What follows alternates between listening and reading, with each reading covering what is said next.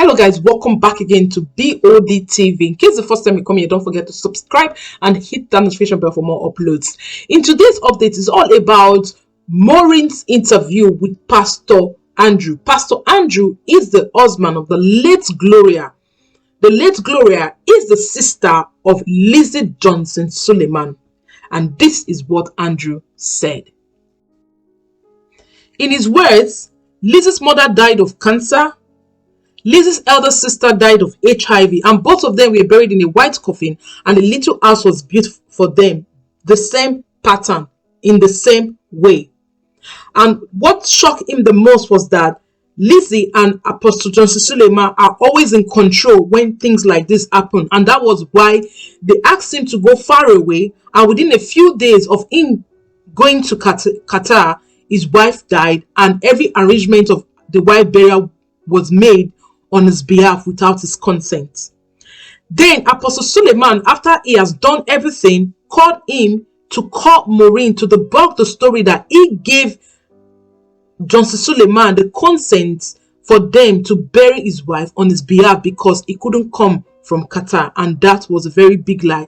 Instead, it was the other way around, because Apostle Johnson Suleman called him that Alexandra is after his life, that he shouldn't come home, because if he come home, something terrible is going to happen, which means that before the enemy strikes, they bring in fear for you to begin to run away and never come back. And that was why his wife was being buried without his consent, without his knowledge. According to him, a neighbor in their yard was the one that snapped a picture of the wife's burial ceremony and sent to him before he knew that his wife would be buried. Apart from that, he knows nothing about the wife's burial. Then he also mentioned that the house which himself and his wife built together that was in his name was being converted to the families of Lizzy's, and that was how the house was stripped off him. His car and his children were also collected from him. He also said that Apostle Johnson Suleman manipulated him to resign as a military man, to begin to drive him all around as his driver and his guard, and also gave him an unregistered pistol to guide him. After doing all these things, he also accused him of maltreating his wife through bloggers, because the bloggers came and said that he was responsible for his wife there because he was beating his wife. Then he also claimed, Apostle Johnson Suleman also claimed, that over 3 million naira was also spent for his late wife's burial, a burial he never consented to, a burial he knows nothing about, a burial which his own family were never involved in. Then all those things he brought out for the world to see and for the world to hear. But he also mentioned that before he left, he confided in Prophet Agbo. He's a trusted friend of Andrew. He told him to help him to look after his wife. But before then, there was a rumor that his wife had fainted. And he said when he called the wife debunked the story that no, she never fainted. So according to him, he said he called his friend, Prophet Agbo, to go and see his wife. And he saw his wife and he said the wife was okay. But as we were talking, the car that was coming to pick Lizzy's sister, who is the late Gloria, came in and said that Lizzy wants her to come to Auchi, and that was how she left her home to go to Auchi, where she was not living. So remember that this happened within few days that Andrew left Nigeria to Qatar. Now, when Andrew tried calling his wife, the line was not going through. Instead, at every point in time he tried to call his wife again, Lizzy would pick the phone and she became rude to him.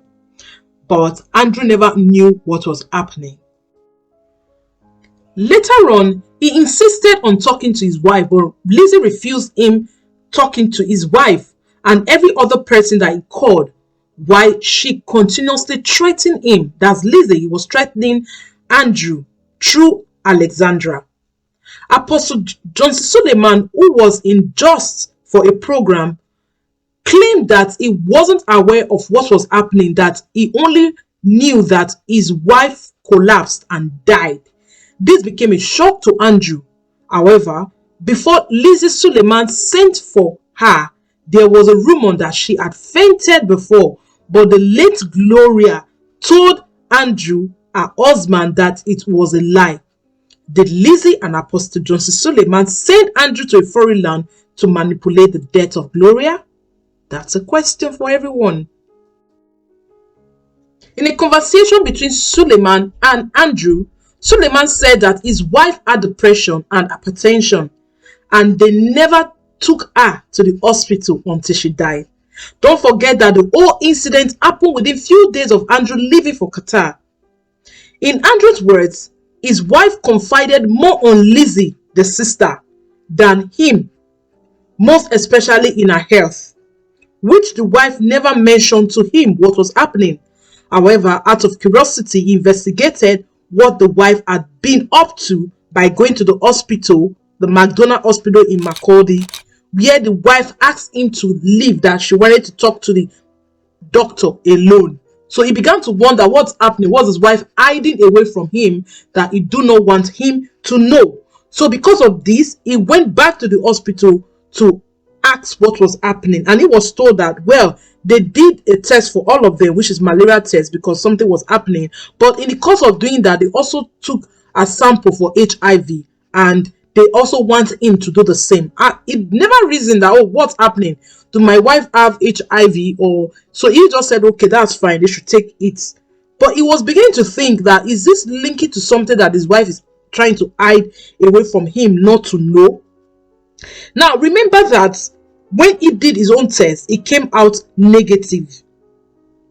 So he also said that his late wife asked Andrew, which is him, to leave the doctor's office, that she wanted to see him alone. Just what I said before. So all these things begin to make him to suspect that something terrible is happening, that the family is trying to hide away from him.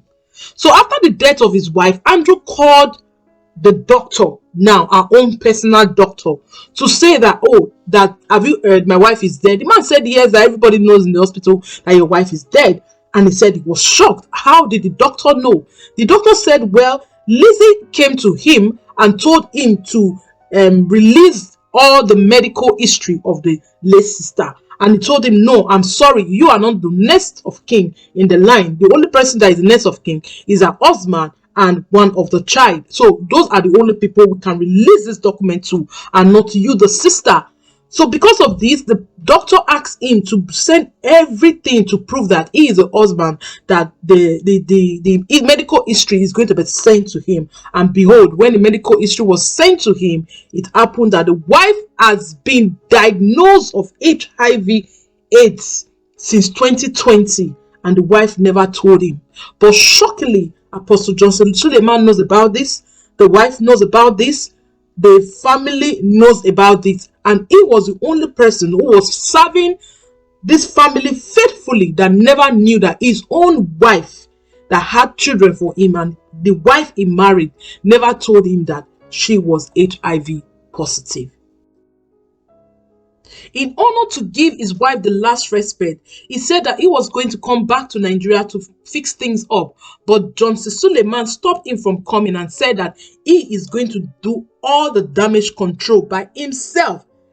A pastor an apostle is the one talking now, that he's going to do all the damage control by himself. So both Apostle Johnson Suleman and Lizzy went further to discourage Andrew from coming back from Qatar to Nigeria, and they never updated him of any burial arrangements. Apostle Johnson Suleman told him that he had a dream that Alexandra shot him, so he created fear in him and blocked him away from the whole arrangement.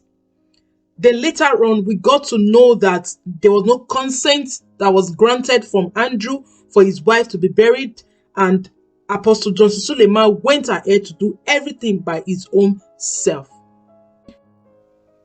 So he said the reason why he came out is to say that if anything happens to him, they should look nowhere else. They should know that it's coming from Apostle Johnson Suleman and Lizzy Johnson Suleman. That both of them, they are after his life. They've collected his children from him, his two beautiful children. They've collected the children from him, they've succeeded in manipulating his wife and killing her, because he feels that his wife did not just die of HIV. He has known the wife 10 years ago. So how come his wife was not being diagnosed of HIV in 2020? And how come the wife never related it to him? Which means that she must have been under threat not to tell anyone, and she must have just died like that, trying, or them trying to help her, probably spiritually or in otherwise. So he says that they've stripped him of everything he ever owned, and now they're after him with lot of threat messages coming from left and right, all from Johnson Suleman and his followers. So he has come out to say that if anything happens, they should know that these people or this family of his wife are responsible for his death. So he also went further to say that all what Amos said is true, because Amos knows that the pistol, he knows all about the pistol that belongs to Johnson Apostle Suleman. The question I want to ask is that how long would they be doing damage control? If you are doing damage control, know that you've changed and you don't need to do damage control again.